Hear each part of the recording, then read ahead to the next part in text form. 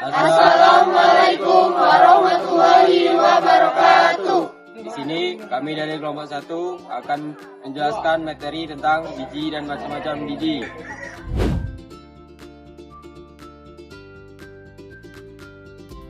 Definisi biji dan fungsi utama biji. Biji adalah bagian dari tumbuhan yang merupakan hasil dari pembuahan antara sel kelamin jantan benang sari dan sel kelamin betina yaitu kutit yang akan menghasilkan tanaman baru nantinya. Sedangkan fungsi utama biji ada beberapa macam. Yang pertama yaitu untuk keberlangsungan tanaman baru. Yang kedua untuk memberikan cadangan makanan kepada tanaman baru tersebut.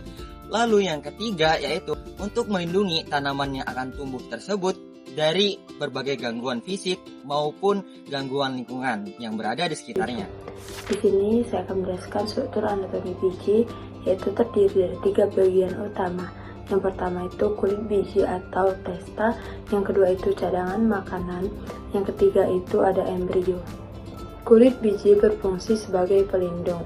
Cadangan makanan menyediakan nutrisi untuk pertumbuhan awal, dan embrio akan berkembang menjadi tumbuhan baru.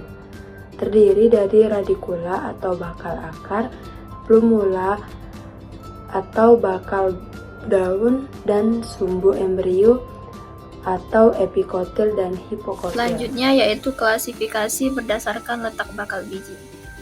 Biji dibedakan menjadi 2 kelompok besar berdasarkan tertutup atau tidaknya bakal biji tersebut.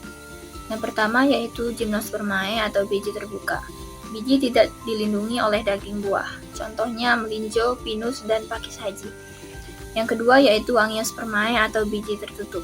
Pada angiospermae, biji dilindungi oleh daging buah. Ini adalah kelompok tumbuhan yang paling umum kita temui, contohnya mangga, apel, dan jeruk.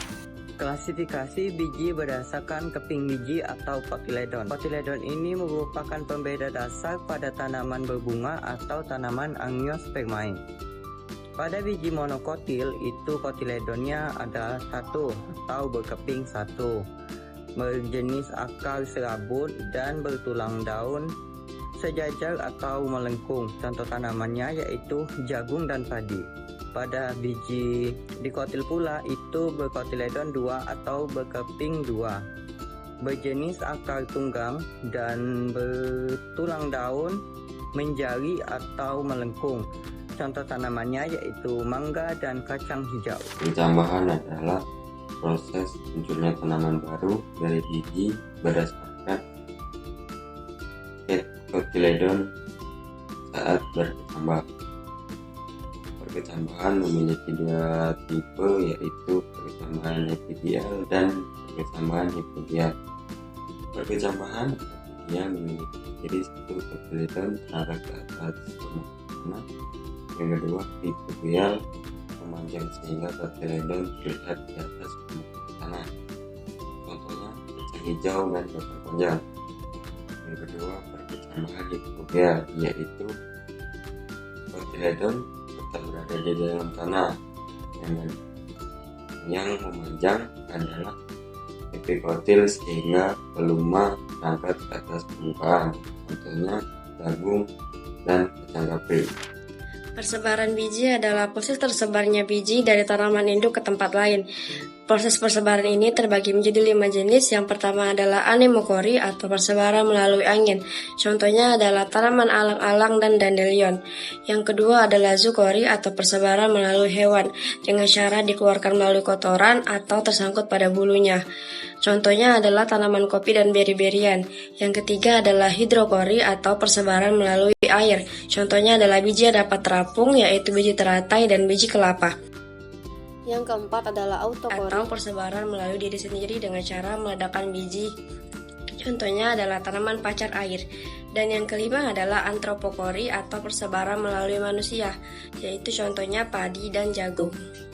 Biji serealia adalah biji-bijian yang berasal dari rumput-rumputan dan menjadi sumber karbohidrat utama bagi manusia. Contohnya seperti padi, jagung, sorghum, gandum, dan oats. Kedua yaitu ada struktur biji serealia. Yang pertama yaitu ada embrio sebagai tempat bakal tanaman. Yang kedua endosperma tempat cadangan makanan, terus ada aleuron sebagai lapisan enzim dan protein. Yang keempat, perikarp plus testa sebagai kulit pelindung biji. Yang kelima, skutelon, kotiledon tunggal atau monokotil. Selanjutnya ciri-ciri dari biji serealia. Biji serealia termasuk biji tunggal atau monokotil, memiliki endosperma besar sebagai tempat cadangan makanan, terus bentuk bijinya kering, keras, dan kecil. Biji penghasil minyak dan lemak adalah biji-biji yang mengandung banyak minyak dan digunakan untuk keperluan pangan maupun non-pangan. Contoh dari biji penghasil minyak dan lemak yaitu kedelai, kacang tanah, biji bunga matahari, kanola, wijen, kelapa sawit, jarak pagar, kakao, dan kemiri. Biji-bijian ini menjadi sumber penting untuk memproduksi banyak minyak nabati, lemak, dan berbagai produk industri. Biji kacang-kacangan. Biji kacangan menjadi kelompok sumber protein utama nabati. Contohnya kacang hijau, kacang tanah, dan kacang kedelai. Kegunaannya yaitu sebagai sumber utama untuk pembuatan tempe dan tahu, dan untuk pembuatan susu nabati. Biji rempah dan biji pewangi. Biji rempah adalah biji tanaman yang digunakan untuk bumbu memberikan rasa aroma kuat pada masakan, seperti ketumbar, jintan, lada, dan kapulaga. Sekian pembahasan dari kelompok kami akhiri. Wassalamualaikum warahmatullahi wabarakatuh.